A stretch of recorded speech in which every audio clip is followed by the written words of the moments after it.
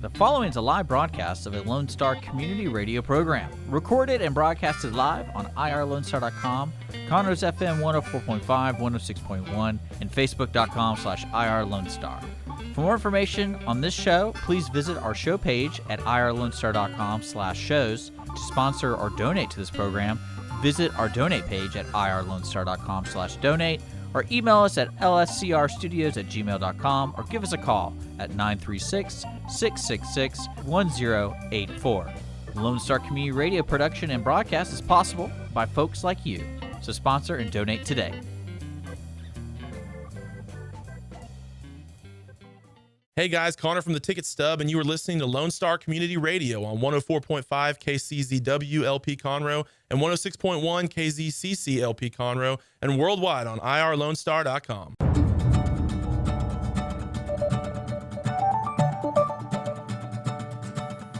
Good morning, ladies and gentlemen, and welcome to this week's edition of the Weekly Business Hour. I'm your host, Rick Schisler. I'm a Silver Fox advisor and the founder of onebestconsult.com. That's a website that you can go to and find out all about small business. It's basically a community of small business owners, including myself, and we help each other with particular issues, major decisions. You put your question out there and you look for feedback. No pain, but you got a lot of gain. So please visit onebestconsult.com. The Weekly Business Hour, for those who are new to the show, is where all of Montgomery County, in fact now, businesses throughout the world come to talk about the latest in business news, ideas to improve your business, and to be part of conversations that can make a real difference in your business today. So thank you for listening again. And I want to remind you that the show is broadcast on YouTube or Facebook Live. Just need to go to the Weekly Business Hour page, click on it, and you'll be able to watch as well as listen to the program. Today's program is sponsored by Empower, that's Empower Franchise Consulting. I want to give them a quick shout out. If you've recently been downsized due to the pandemic, maybe now is the time to revisit your dream of owning your own business. A lot of folks are thinking that way right now. Linda Ballesteros leverages her 30-plus year career in banking to help her clients become business owners through franchising. I encourage you, if you've ever thought about being a business owner, it may be the right time for you. You can reach Linda at that's the letter M, powerfranchiseconsulting.com, or call her direct at 832-640-4922. That's 832-640-4922. And thank you, Linda, for sponsoring today's program. I want to remind you that anytime during the program or even after the program, if you have a question about something we discussed today, you've got a comment about the show itself, or you just got a business question about your own business, by all means, send me an email. It's real easy. Send the email to onebestconsult@gmail.com. That's onebestconsult@gmail.com. You will get an answer directly from me regarding your question or concern, or if you're pointing out something you like or don't like about the show. I love to get those comments. I love to get those business questions. In fact, we talk about some of them on the show from time to time. Well, I want to introduce my business guest. I had a wonderful interview recently with Mr. Mel Gross. Mel's a senior associate with Advisors Financial Group. Mel has a Bachelor's of Arts degree from UCLA, and he earned a Master's of Science in Financial Services from the American College. And on top of that, he's got 50-plus years of experience working with business owners to secure their financial future. So I think you're going to find this conversation very interesting, because we discussed his recommendations about exiting or selling your business. A lot of folks are doing that right now for various reasons. And then what do you do with the proceeds? How do you invest? So many small business owners, they worked in their business. They made their money in their business. Now they have a pile of cash. What do they do with it? They have to plan and put it to work in a way that offers the same security in their minds as owning the business. So it's an interesting conversation, and I encourage you, listen and hear my conversation with Mel Gross. This recording may be found later in the week on YouTube at the Weekly Business Hour. Well, good morning, ladies and gentlemen. We're in the process of visiting with I feel, a real expert in this field, Mel Gross. Mel has got an extensive background, and when I say extensive, 50 plus years involved in the financial, what do you call it, Mel? I mean, that's a way to introduce you, financial services. What is it exactly? Because your educational background's extensive, your experience. What do you call yourself? Well, rather than shutting down the conversation to start with, I had a elevator speech that I use, and I said, "Hi, I'm in the business of looking for lovers." Now, that usually starts with a smile, and they look at me and go, "What do you do?" And then I say, "Okay, I look for people that love themselves. They love their families. They love their kids. They love their estate, and they love their business." So I find ways within the financial world to make adjustments or give them suggestions that might make them better prepared moving forward. You know, you mentioned, or I mentioned in looking through your bio, again, extensive experience, education. What is it about your background that really prepares you to do what you do on a day-to-day basis? Well, starting with a degree in psychology, I didn't think it was going to help me when I got into the business world, but understanding people and being more prepared to talk with them about things that they're interested in, that was good. Then I went into the accounting world, and I came here as an accountant and worked in a large CPA firm and found that that was fine, but it just wasn't where I wanted to be. So then in 1967, I saw an opportunity to go into financial services. So breaking those down, there is the insurance arena, not about things, but about people, like life insurance, disability insurance, long-term care insurance has become very, very important. And in the corporate world, key man, buy-sell agreements, that's the insurance hat.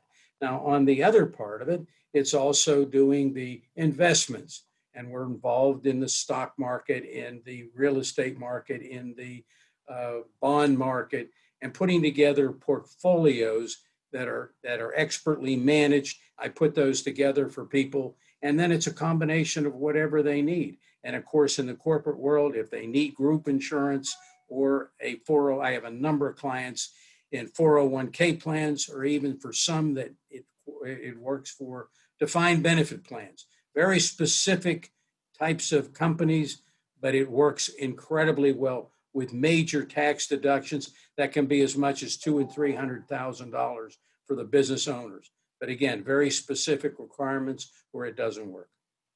You know, you mentioned benefits, and that to me is one of the hot button topics right now, particularly with small businesses, because with the COVID virus pandemic, good employers are concerned about the health of their employees, mental and physical, and they're reevaluating. In fact, I was in a roundtable discussion yesterday about that very topic of what benefits can I provide, or should I try to provide. Of course, we have to financially consider our business, what we can afford, but what are some of the additional benefits that might be available to people for key employees and the owner themselves?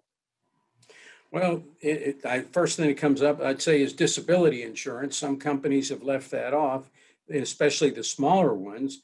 But I mean, you can't keep somebody on the payroll when they're disabled as much as you love them. I had that personal experience as a kid when the top person working at my dad's store had a major stroke at 55 years old, never worked another day. And my dad cried over, went down to the hospital and cried with him. And after 6 months of paying him where he wasn't showing up, he had to fire him. And from that time on, they had, for 3 people, a disability policy. And some of those policies carry mental and nervous options that can be used. And some of them, bigger companies have a benefit that will deal with individuals who are having psychological problems and need a helping hand. They can make phone calls privately, and we'll be able to try to figure out. It could be a marital problem, it could be a depression problem. It's, the PTS, which a lot of the soldiers come back from. There's wonderful help. It just has to be set up to where it takes care of what's needed within the range of the number of employees and how you want to set it up. Now, one of the big problems is where you get a company that has a maximum of 10,000 a month disability insurance for the people.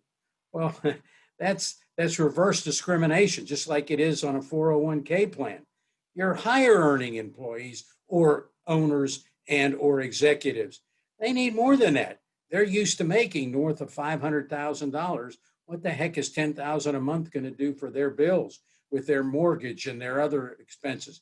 And secondly, for putting away money, there are what's called the supplemental retirement benefits that we do a lot of, which is where I can go ahead and take monies for above the amount in a 401k plan and provide amazing tax benefits, mano a mano, that they can look at in order to provide for themselves and their key people.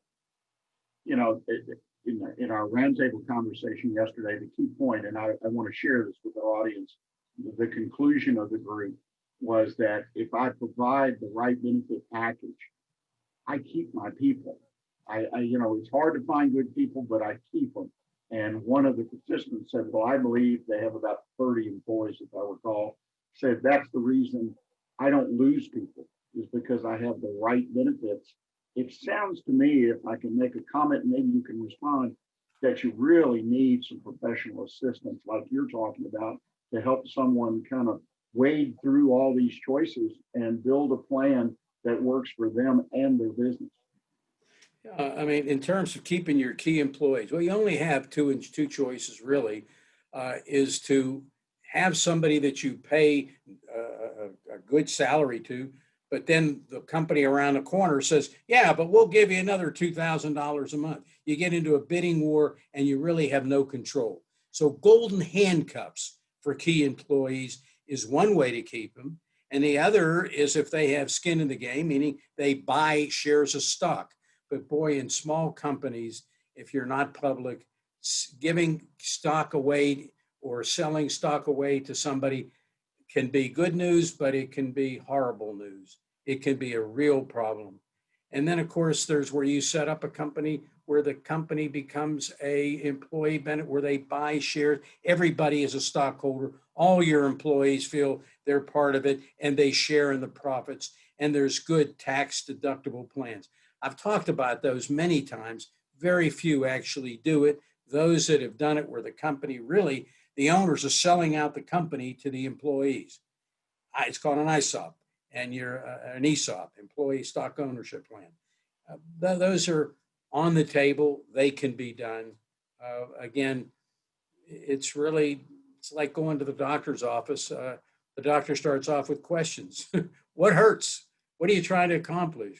What medication are you taking? What's your past experience? Those are the discussions. You don't start in, here is a great plan. That's silly. Run away if you hear that. I would say get to know your client, get to know what their needs are, and then look at the large number of opportunities and options based on their particular situation. Yeah, I agree wholeheartedly based on my experience, and then also the experience of people in roundtables that I participate in as a mentor and whatnot. It's something everybody, regardless of whether it costs money, right, to buy benefits. But your example, $2,000 increase in pay versus having a good set of benefits that may cost less than $2,000, they're a lot more valuable to many people than just actually cash on the counter, so to speak.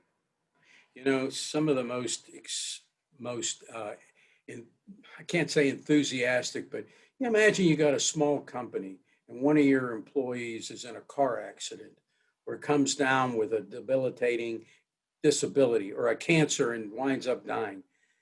That check that comes to the employer for the benefit of the employee, wow, they feel like they have just hit the emotional jackpot of here's what I did. This is what I did.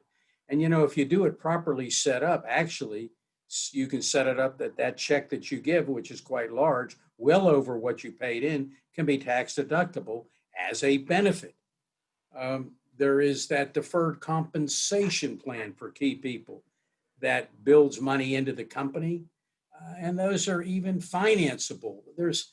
Gosh, you know, as I start talking, my mind just runs into so many different options, but this would be horrible to try to outline those in our environment right now on this call. I'm just trying to say that there is a great big box of opportunities that can be available given the right circumstance.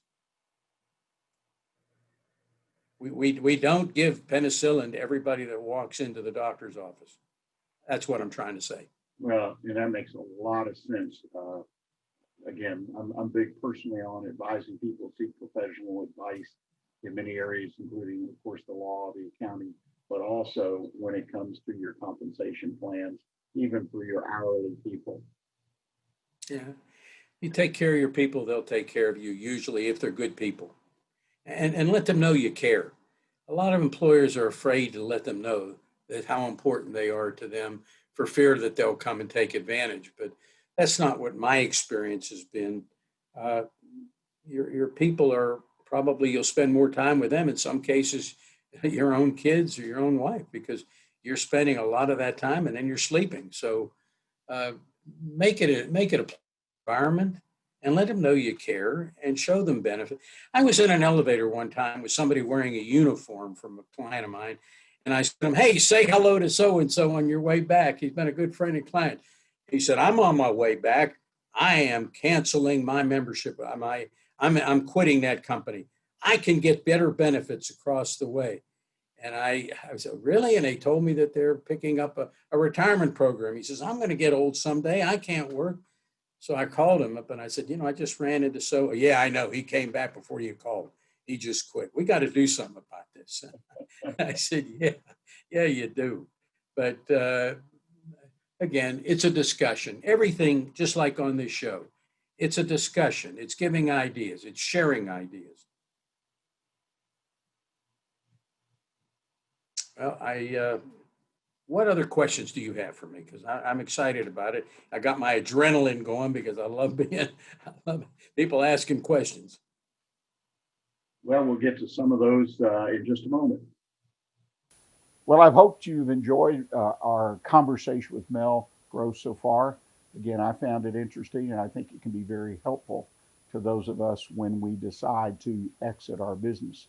So we're going to take a brief commercial break now, and I hope you will stay with us. And when we come back, we're going to get right back into our conversation with Mel Gross.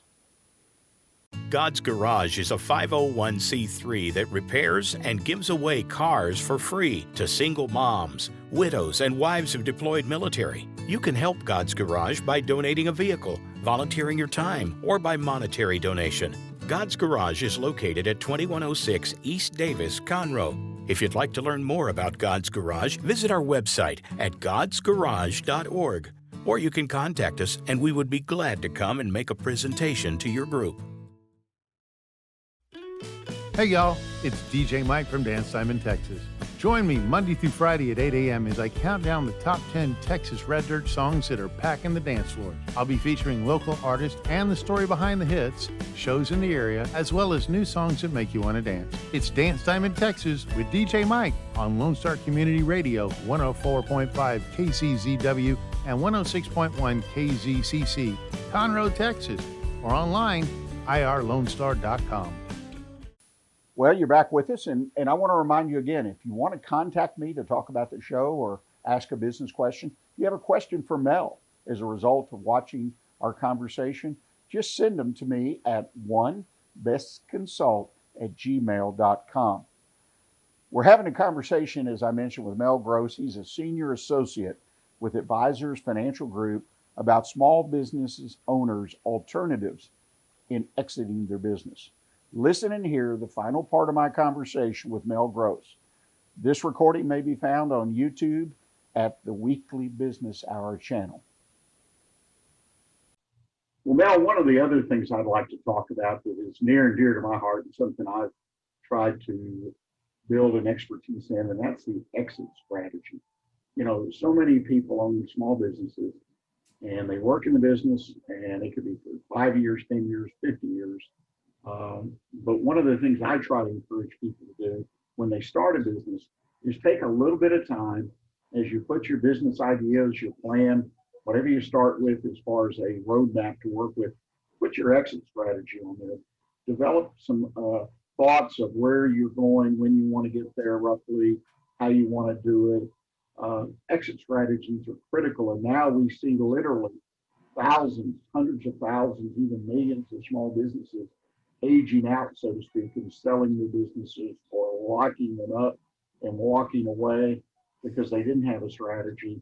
Talk a little bit with us about an exit strategy that's fair to everyone involved. Wow. I really enjoy my small to mid-sized businesses, and this is a subject that comes up. Some employers, some small companies, the company is them. It's their heart and soul. It's like selling themselves out, and they don't want to give it up. So they stay too long, and then they usually, when they talk to somebody who might buy it, or they talk to an advisor, which I have a whole team of advisors that are able to get them ready and give them evaluations. Normally, they may oversize what or give a greater amount than might be actually the real value of the company. They run a company, but they're really not, some cases, a good business person. It's Peter's Principle, a book I read years and years ago. When they get to a place where they're no longer competent in that next arena, this is when they start adding on CFOs. They start adding on a more competent, more qualified accountant, or they start having an attorney that can kind of give them advice. And then a key person. They may be good at sales. They need somebody for the inside. They may be an inside person, and they need somebody for the marketing and the development. And once they make that evaluation, then they have to decide, what am I really trying to do? I want to die at my desk. There's no value in that because whatever's there will be taken apart. The second aspect of it is going to be the person who says, I do want to sell it, and I'm designing it and putting in place things that I need in order to have it more marketable. And then you have the situation where you have I bring in a younger person. This tends to be something where you set up a buy-sell agreement and you have one or two people who are going to be buying out, but they generally are not wanting to put in the money because they're getting a salary and they may not have the assets that they need in order to generate that next situation. So, sorry.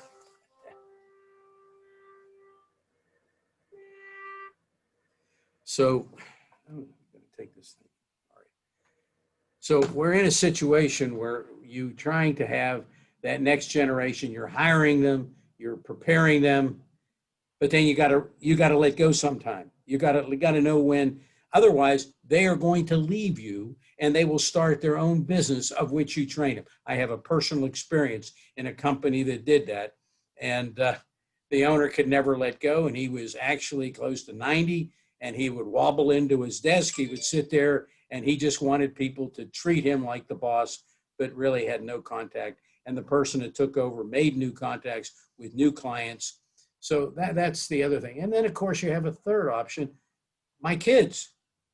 I talked yesterday with a business owner, and he already has his 21-year-old working at the company. That's his career. He's got a kid in high school that's already, Dad, I want to come to work with you. So each situation, again, is different. But if you're going to have your kids take over, are they able to? Do they have the talent? Do they have the love? Are they going to disappoint you at the time you need them to be there? And how do you take care of them? They have a family, they have needs, and you have a spouse. You may have other kids. We call this, is it fair? Is it equal? How do you, if you give the business to one child, what happens to your other children, daughter, son? This is a real planning topic with what I recommend is family business meetings. And you might need to have an arbitrator in there, somebody who is not emotionally involved, because, family law can be the ugliest of all laws. Everybody is right in that meeting, and they can get darn mad when you're not going according to what they think is right. It's almost like the election.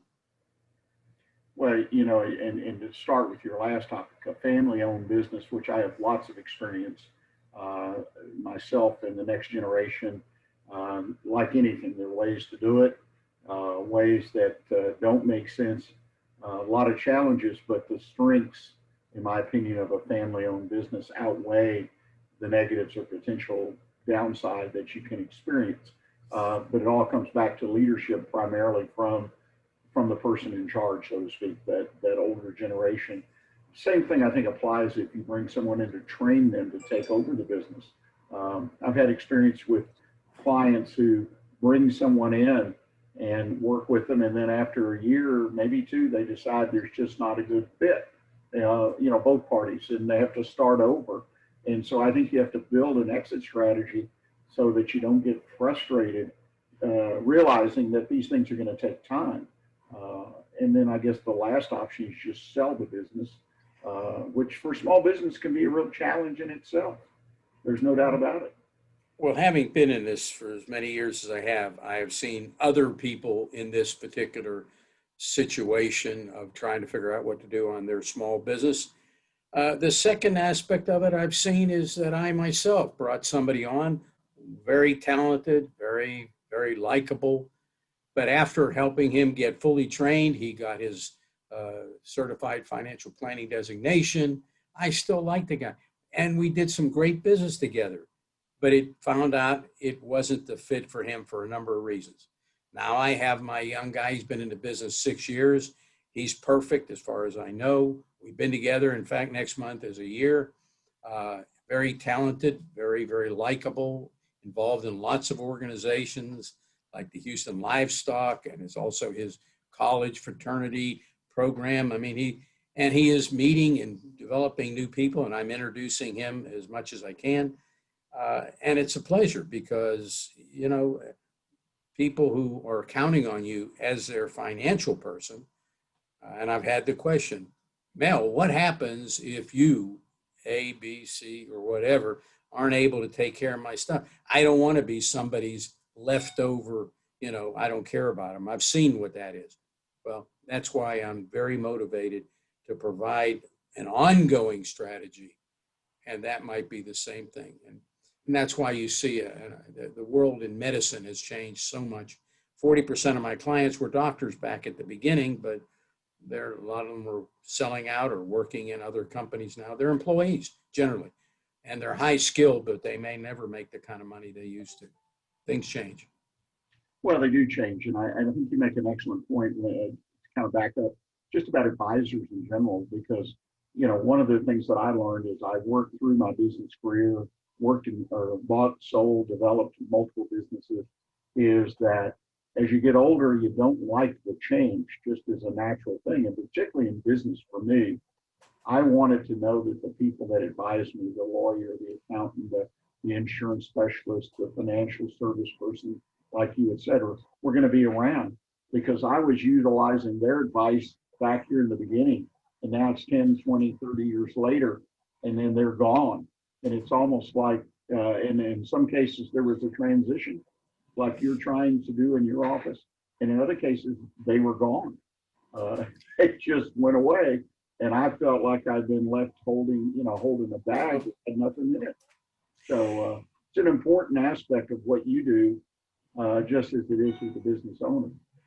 Well, another planning option that I saw and we've worked with, let's take a business that has, let's say they've got couple hundred employees, and I gave a talk one time to a CPA group, and of thousands of employees, there were 5 key people. And when I asked him about the pension that they had, and they had a very good one, he said, that's chump change. His deferred compensation was the real money for these people, because they're making big bucks, and getting another big bonus check is a waste of they're going to pay the highest tax bracket back then. So you do something in a deferred comp. But let's say, for example, there's a huge life insurance policy because this person is vital to the company, and the bank may have wanted to have collateral life insurance on that person, knowing that this is very, very important. And now the guy goes to retire. Well, his first thought is, this is a high premium contract. I really, I don't want to pay for it when I use my retirement money, but what do I do with it? I'm now 70 years old, and, I do have some health problems, but I might have to pay this big premium. What do I do? Well, we've gone into, and I'm licensed in an area called settlements. He can sell that and get anywhere from 20 to 30, in some cases even more, of the face amount as a cash check to him as he sells off the policy that he doesn't want. Now, we've seen small ones as well. I've seen $500,000 policy. Yeah, they will do 100, but and you see them advertising it on TV, a little couple going, we need it for our retirement. But that is something where you don't just go to the one company that's advertising. It becomes a marketplace based upon your mortality. How long will you live? There's a greater value, obviously, to the buyer if you do have a few health issues. And if you don't, there's also, for $1 million or more, another buyer that just came into the marketplace. And who really is paying for these? Typically, it's other insurance companies that get together and they buy up these policies. Believe me, the insurance companies will sell you the policies, especially term insurance. They love term insurance. Less than 1.5% ever result in a claim because you had to get it with good health and you're a non-smoker. If you are a smoker, you pay 30% more. So basically, it's the reverse. Now this other company would take advantage of a benefit that you don't want. I hope you'll keep your policies, of course, for the benefit of your wife or the kids or whatever. But if it's not something you want, you throw it away. Thank you, says the insurance company. But maybe there's a value. And that's some of the things we talk about. You know, that's the insurance, life insurance, those kinds of things are again, another can be a key component to any business owner. Well, Mel, believe it or not, we've run out of time today. And I've enjoyed the conversation, and I'd like to see if we can get around to visiting again, particularly talking about the small business owner when they do exit the business. What do they do with the proceeds, the investments? And because most of the small business people, right, they invest what they have in their business, money-wise. And when they sell the business, they've got this investment returned to them in the form of cash, typically, and maybe over a period of time, it may be a lump sum. And I find so many of them, what do I do with it? You know, how do I invest it?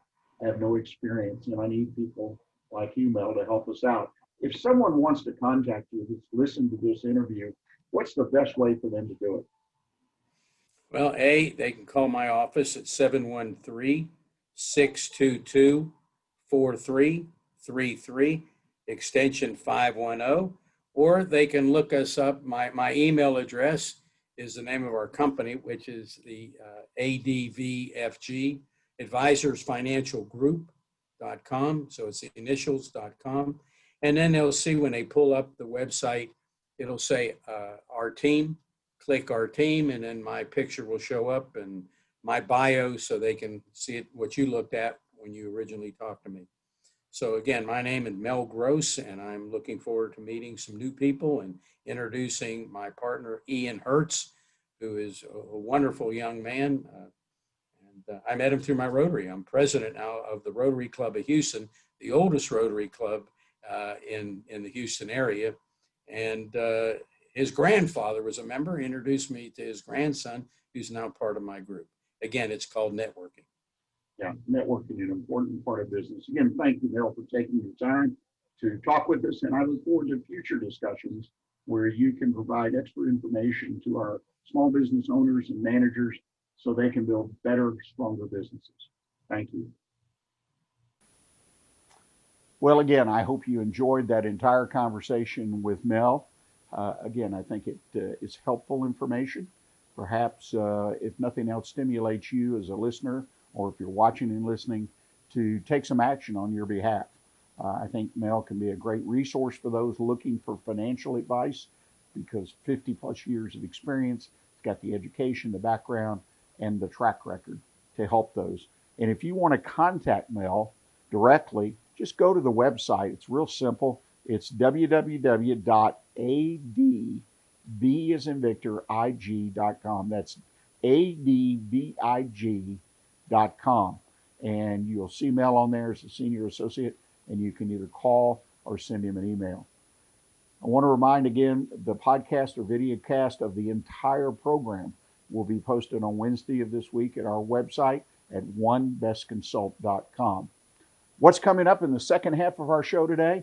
Well, I'm going to review and comment just a bit on our conversation with Mel. There's a couple of things I think are important, and I want to make sure you saw those. If not, you can go back and take a look at the interview. The second thing is I'm going to offer my One Best Consult tip of the week. Where are your profits hiding? So I hope you'll stay with us, and we'll be right back after the commercial break. Thanks.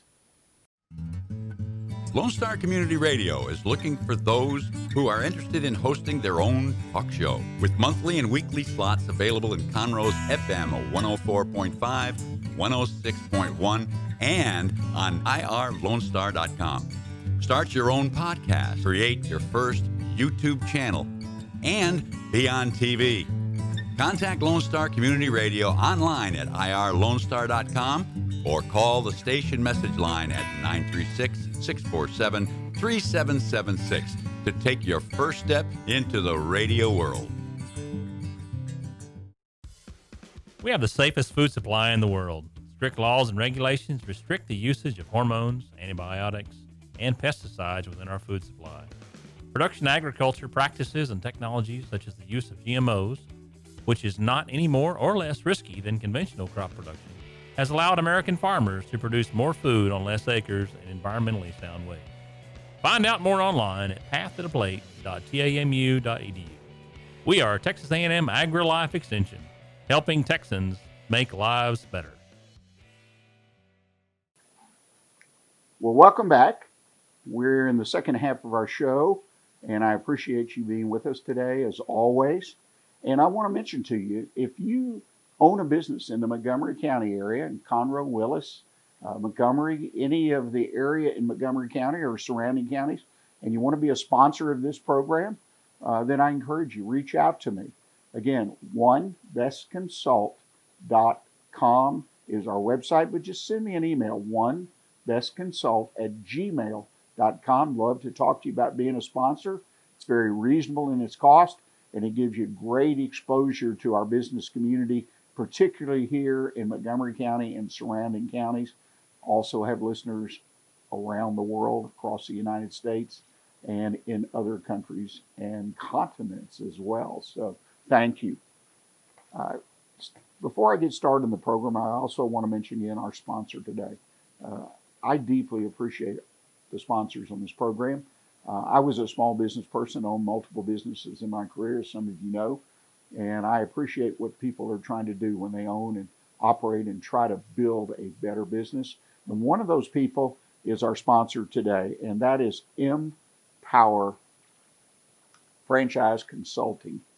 It's owned by Linda Ballesteros, and Linda's got over 30 years of experience in the banking industry, working with small businesses, understands what makes them tick, and her job is to help you find, if you decide to start a business and you want to go the franchise route, she helps to place you with the franchise that best fits your needs, your desires, and your personality. So I would encourage you. A lot of folks looking right now because of the pandemic, they've been let go from their corporate jobs or whatnot, or some people are just saying, hey, I need something different, something I can control. It's a great time to look at starting a business. And one of the things I would do, one of the items on my checklist would be to look at franchising, and I cannot think of a better person to help you do that than Linda Ballesteros. And you can contact her at Linda@M, that's the letter M, powerfranchiseconsulting.com, or call 832-640-4922. That's 832-640-4922. Before we went to break, I mentioned I want to make a comment or two about our conversation, recent conversation with Mel Gross. And as I mentioned to you, Mel has got a great history, 50 plus years of experience, quite an educational background in the area of working with financial planning as it relates to life insurance, investments, the entire aspect or the entire range of things that financial planners and consultants can help you with. And I think he, again, the experience. Mel's currently the president of the Houston Rotary Club. I mean, that's a huge, successful operation organization. He has worked himself for 50 plus years in the industry, also in the community. So he's got a great background. But in his conversation, a couple of things really stuck out to me. One is the exit of the business. And if you've listened to this show before in past years, you've heard me talk about exiting the business. I believe that to exit your business, you need to start planning that when you start the business, if possible. In other words, where do you want to take that business? Now, if you're already in the middle of your business, you're down the road 3, 5, 10, 15, 20 years, it's not too late. Because a lot of times folks don't really have any kind of clear picture of where they want to go with their business. And in my opinion, first and foremost, that is setting yourself up at the end of the game, so to speak, when you go to exit for a loss of maybe money, a loss of emotional investment. Whereas if you invest some time, and it doesn't take a lot of time to say, hey, this is what I want to do down the road. I want to sell the business. I want to transfer it to one or more of my kids or relatives. I want to find a strategic buyer that will put it with other businesses. They're not hard decisions, and they can be made 20, 30 years in advance, and they may adjust, deciding how much you want to get paid or how you want to get paid. Decide if you when you want that to happen. So you have a goal. And again, these things can be adjusted, but you will make day-to-day decisions, important decisions that are pieces of a puzzle, if you will. And as you can put the puzzle together in the most efficient, effective way, the payoff for you emotionally, financially, and other ways is going to be much higher. Mel talks about that, and he believes that very much like I do. So I think that's an important takeaway.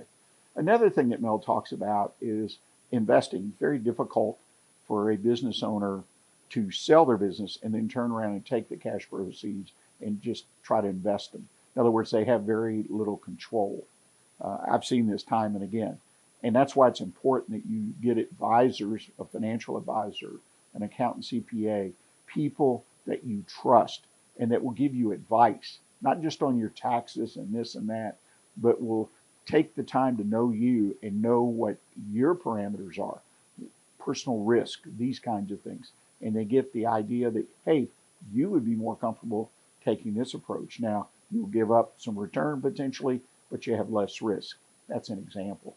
So I think that's another important takeaway as you move through the life of your business and you successfully build it and then sell it and then are ready for, if you will, the next chapter of your life. Well, I want to transition now into my One Best Consult tip of the week, and I've entitled it, Where Are Your Profits Hiding? You know, profitability has been very difficult this year due to the pandemic for many, many businesses. There are some that have seen increases in their profit, and there have been some that have seen increases in revenue and seen reduction in expenses. That's always true, though. Some businesses just do better than others. But I think every business could benefit from taking several steps if you haven't already done it. And the first is make sure you know what your profit margin is. What profit margin can you depend on? In other words, you build this business and you say, well, I'm going to make a 20% profit or a 10% profit, or I've seen 30% plus year in and year out in service businesses. I mean, what is your expectation based on your personal need, your personal desire, based on what the industry typically delivers? But make sure you understand what that margin is. What is your expectation? Dare say many of us run small businesses and we don't really know what our expectation is on the margin. And it's very important to establish that because the financial rewards really kind of flow from that. The second thing is that is you can reduce your cost once you know what the margin is. In other words, I want a 10 to 12% margin, and then I can back up through my cost, back up to where I price my products and see what it takes to get to that 10 to 12%. May be reasonable, may not be reasonable, but at least you go through the exercise yourself to verify that you're doing the things that are right to give you the kind of profit margin you're looking for. The second is to review. This should be taking place all the time. I've seen a lot of it during the pandemic. I get it. People are being squeezed. Revenue has dropped off. Some places 50, 75%. So it forces them into this review. But look at your suppliers. Look what you're paying for your raw materials. Okay, look what you're paying for labor and in what you're getting. Always do this. I think once a year minimum, there should be a quote unquote formal review, even if it's just yourself, where you sit down, close the door, so to speak, and take some time to look through your cost and possibly explore some alternatives. Check online pricing, look at other vendors, have some conversations, not just off the cuff or when you think about it, but look at what your cost and what you're getting for what you pay. Sometimes it's worth paying a little bit more, right? Better quality, better delivery, better relationship, so on and so forth. But the idea is that you look at the cost, and I would dare say in the market with this pandemic, a lot of people are selling things for a lot less or somewhat less than they did in the previous year. So it's time to reach out and connect with people that are looking for business. Do that. The goal is not only to lower your cost, but to increase your margin, that profit margin. Is to help you get to that profit margin, or maybe even be able to go from, say, the 10 to 12% to 12 to 14% or 15%, because you went in and you reviewed what it was costing you to deliver your service or produce your products. It's a very, very good, almost a required exercise to do right now for anyone who considers themselves a good business person. Also gives you the flexibility, if you so choose, to lower your price. Okay? Some people panic and they just lower prices, but they don't really understand the impact. They don't know how low they can go. I mean, I grew up in a family business and we discounted coupons and various things, but we really never knew the financial impact of what that was going to have and that discount was going to have on our bottom line, not just for that month or quarter, but for the year. And I think that's a mistake. It's not hard to figure. Sometimes you need to reach out and have someone help you do that. A financial, an accounting person, CPA, help you develop a template, if you will. And that's what it becomes, a place where you can put numbers in at different times of the year, once a year, whatever, and then run them, sort of like an Excel spreadsheet as you change things. The third thing is look for new distribution channels. Look for a new kind of distributor. Look for a supplier online. Many people, small businesses, taking their business online. As a result of the pandemic, they should have probably been there before. And I've read some great stories about businesses that went online, and all of a sudden now they're doing more online than they ever did across the counter, so to speak. But there are other things besides online. There's other types of distribution. If you sell through distribution networks, other kinds of vendors that can carry your products, you need to open your mind and explore those. And last but not least, and something I've been directly or indirectly advocating throughout this tip of the week, is use the analytics. Analyze your numbers to determine what's working. If you go and reduce or raise the price of a product, let it go 30, 60, 90 days, whatever your product cycle is, and then test it and see if it's producing the profit margin. See what your costs are. See if you've been effective. It's kind of like running a promotional. How many units were sold? How much did you bring in? How much would you have brought in at full price? Did you bring in what you gave up in margin, at least that much more, to cover some of your gross profit or your bottom line profit? It's important that you do these things if you're serious about building a better, stronger business, because the idea, it's about spending your time and your money where it will give your business its highest and best return. Well, thank you again for joining us today. I hope you've enjoyed today's program. Hope you'll re-listen, if you care to the interview and the conversation with Mel Gross. I think it's a valuable one. And I invite you back next week. We've got a great program lined up, and I hope you'll take time to join us Monday mornings live at 11 a.m. You can reach us. We're going to have a family business with us, Colin McKenzie of the McKenzie Barbecue family, located right here in Conroe, Texas, the county seat of Montgomery County. We'll be talking about a generational family business, how, when, and where. And I think it'll be a great exercise and opportunity to learn how you can succeed with family. So Look for the podcast of today's program, the video cast, on the weekly business hour page on irlonestar.com, the radio station we're broadcasting from, or Facebook or YouTube and many other social media. And again, until next week, stay engaged and keep your focus on what counts in your business. Thanks. Today's show was recorded and broadcasted live on irlonestar.com, Conroe's FM 104.5, 106.1, and all rights and ownership are reserved to Lone Star Community Radio. For more information regarding this program and Lone Star Community Radio, visit us online at irlonestar.com. Lone Star Community Radio is Montgomery County's community radio station, serving the community with local programming on TV, radio, and online. If you enjoyed today's program, please support us by sponsorship or starting your own show. Contact us today by phone or text at 936-666-1084 or email the station at lscrstudios@gmail.com.